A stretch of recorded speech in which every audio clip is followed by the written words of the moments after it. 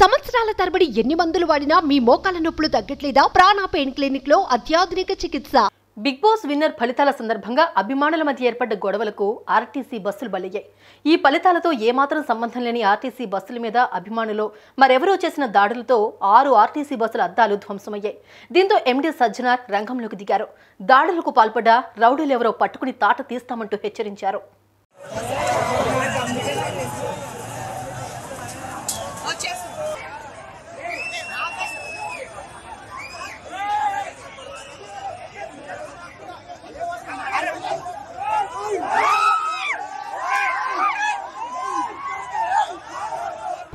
Big boss ఓ entertainment show. అలాంటి షోను వినోదం కోసమే వినియోగించుకోవాలి కానీ అభిమానం పేరుతో గొడవలు కొట్లాటకు దిగుతారా? ఏకంగా ప్రజల సొత్తు ఆర్టీసీ మీద దాడి చేస్తారా? చూస్తూ ఊరుకునే సమస్య లేదన్నారు టీఎస్ఆర్టీసీ ఎండీ సజ్జనార్.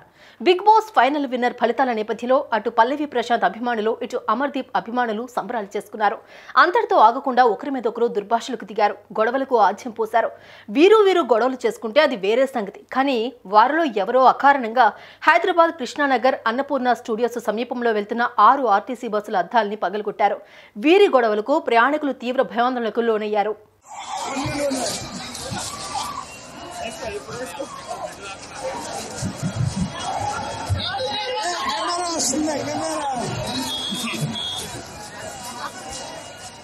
దీంతో ఆర్టీసీ సిబ్బంది బస్సుల మీద జరిగిన దాడుల గురించి పోలీస్ రిపోర్ట్ ఇచ్చారు. అటు ఆర్టీసీ ఎండీ సజ్జనార్ కూడా రంగంలోకి దిగారు. అభిమానం పేరుతో చేసే పిచ్చి చేష్టలు సమాజానికి శ్రేయస్కరం కాదు. ప్రజలను సురక్షితంగా క్షేమంగా గమ్యస్థానాలకు చేర్చి ఆర్టీసీ బస్సులపై దాడి చేయడం అంటే సమాజంపై దాడి చేసినట్టే. ఇలాంటి ఘటనలను టీఎస్ఆర్టీసీ యాజమాన్యం ఏమాత్రం ఉపేక్షించదు.